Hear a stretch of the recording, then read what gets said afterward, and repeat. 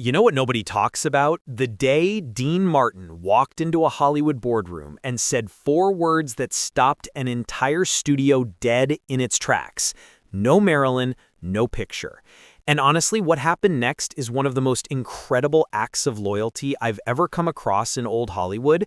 But here's the thing, nobody was supposed to know about it because Dean didn't do it for the cameras. He did it because Marilyn Monroe was his friend and she was drowning while everyone else just watched.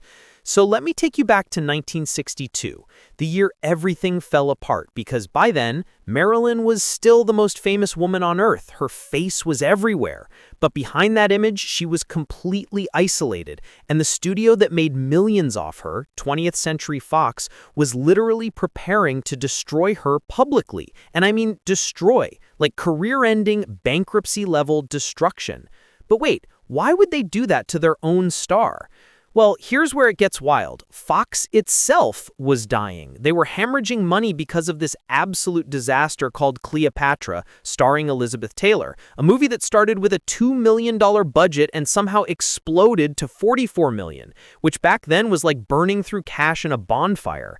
So Fox executives were panicking, selling off entire chunks of the studio just to survive another month, and they needed someone to blame for their failures. But here's the problem. Elizabeth Taylor was untouchable, too powerful, too connected, so instead they turned all their rage towards someone more vulnerable, Marilyn Monroe. Now, Fox had this smaller comedy called Something's Gotta Give. It was supposed to be a quick moneymaker starring Marilyn and Dean Martin, nothing fancy, just a reliable hit to stabilize the sinking ship. Except Marilyn got sick, like genuinely sick, with severe sinus infections, fever, completely lost her voice, and doctors literally ordered her to stay in bed. But the studio didn't believe her. They thought she was faking it, being difficult, playing games. And honestly, the environment on set made everything worse because the director, George Cukor, who was talented but kind of rigid, he clashed with Marilyn constantly, hated that she used an acting coach, had zero patience for her anxiety, and the whole set became this toxic pressure cooker. So what did Fox executives do? They started leaking vicious stories to gossip columnists, painting Marilyn as drunk, drug-addicted, mentally unstable, basically unemployable. And these weren't just rumors. They were strategic hits designed to protect the studio's reputation while throwing her under the bus. But here's the moment that sent them over the edge. In May 1962, Marilyn, despite being sick, flew to New York and sang Happy Birthday to President Kennedy in that iconic breathy voice we all know. And yeah, it became legendary. But Fox executives saw it as proof she was lying about being ill. Like, how dare she perform for the president if she's too sick to show up to our set, right? So on June 8th, 1962, they fired her. Publicly, brutally, and announced they were suing her for $750,000, which in today's money is absolutely catastrophic, the kind of lawsuit designed to bankrupt someone and make sure they never work again. And they released statements calling her unreliable, unstable, completely dragging her name through the mud. And Marilyn just crumbled. She went back to her little house in Brentwood and basically hid from the world, convinced that Hollywood had thrown her away like garbage. Meanwhile, Fox moved fast. They cast this actress Lee Remick to replace Marilyn, started preparing to resume filming, acting like everything was fine. Like Marilyn Monroe was just some replaceable part they could swap out. But they made one massive miscalculation. They forgot about Dean Martin. And oh man, they really should have thought that through, because Dean was not the guy you wanted to cross in 1962. See, Dean Martin was at the absolute peak of his power. He was cool personified, box office, gold, seemingly unbothered by Hollywood drama, just this smooth operator who showed up, did his job, collected his check. But here's what people didn't understand about Dean. He was incredibly loyal to the people he cared about, and he cared about Marilyn. Not in some romantic way, but he understood her in a way most people didn't, because despite their different public personas, they were both outsiders wearing masks to survive this brutal industry. And Dean saw through Marilyn's image. He saw the scared, smart woman underneath who was being crushed by the weight of everyone's expectations. So when Dean heard Fox fired Marilyn, he didn't call a press conference, didn't make a big scene. He just quietly walked onto the Fox lot, walked into the executive offices, probably looking as relaxed as if he was ordering a drink at a bar, and he said those 4 words, "No Marilyn, no picture." And you have to imagine the stunned silence in that room, because Dean calmly reminded them that his contract had a co-star approval clause, which was standard for stars at his level. And he had signed on to work with Marilyn Monroe, not some replacement, not Lee Remick, not anyone else, just Marilyn, period. Now, Fox tried to bully him. They threatened to sue him for over $5 million. They threatened to destroy his reputation, call him unprofessional, difficult, all the usual Hollywood intimidation tactics. And they even explored replacing him too, but then the numbers came back and reality hit them like a truck. The film's international pre-sales were based entirely on the names Dean Martin and Marilyn Monroe together. Without both of them, the movie was financially worthless, completely unsellable. So production just stopped. Everything ground to a halt, and Fox was stuck.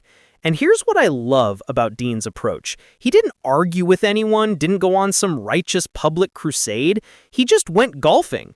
Actually went golfing. And whenever reporters asked him about it, he'd shrug and say, "I got a contract. I work with Marilyn." That's it. No drama, no speeches, just this calm, immovable stance.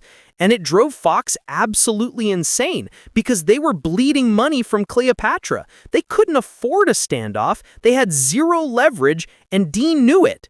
Eventually, Fox broke completely. They dropped the lawsuit against Marilyn, they rehired her at an even higher salary than before, they replaced the director with someone she trusted, and they basically waved the white flag. Total surrender. And none of that would have happened without Dean Martin putting his entire career on the line because he believed in basic human decency. When Marilyn found out what Dean had done for her, she was overwhelmed, like genuinely moved to tears because for the first time in months, someone with real power had actually protected her instead of using her. And she started talking publicly about returning to work. She seemed hopeful again, lighter, like maybe things could actually get better. And for this brief shining moment, it looked like she might pull through this nightmare. But the damage was already done. The months of abuse, the isolation, the constant attacks on her sanity and character, it had all taken a toll that was too deep to reverse quickly. And on August 5th, 1962, before filming could even resume, Marilyn Monroe was found dead in her home from an overdose. She was only 36 years old, and the world lost someone irreplaceable. Dean Martin was absolutely shattered. He avoided the press, never tried to capitalize on the tragedy, never told heroic stories about himself. He just quietly mourned his friend. And Something's Gotta Give was never completed. It became one of those legendary unfinished films. But decades later, when people finally got to see the surviving footage, you can see Marilyn looking radiant. You can see the genuine chemistry between her and Dean, and it just breaks your heart thinking about what could have been. Look, I think about this story a lot because it's not really about heroism in the traditional sense. It's about something much more rare. Actual loyalty in an industry built on stepping over people to get ahead. Dean didn't stand up for Marilyn because cameras were rolling or because he'd get credit. He did it because she was his friend and she was being treated like garbage by people who should have protected her. And in my opinion, that's worth more than any Oscar or box office record, because at the end of the day, Hollywood is full of talented people, it's full of famous people, but it's desperately short on people who risk everything just to do the right thing when nobody's watching. Dean Martin could have stayed silent, could have taken the replacement co-star, could have protected his own interests like everyone expected him to, but he didn't. He drew a line in the sand and said, "This is wrong." And for a few precious weeks, Marilyn got to feel what it's like to have someone genuinely in her corner. And even though the ending is tragic, even though we lost her way too soon, that moment of solidarity matters. It matters that someone stood up. It matters that Dean proved loyalty wasn't completely dead in Hollywood. And it matters that we remember this story, because Marilyn Monroe deserved better than what this industry gave her, and Dean Martin understood that when it actually counted. So yeah, that's the untold story of how one cool, seemingly detached crooner became the only person powerful enough to stop a studio from destroying someone he called a friend. And honestly, we could use more Dean Martins in this world.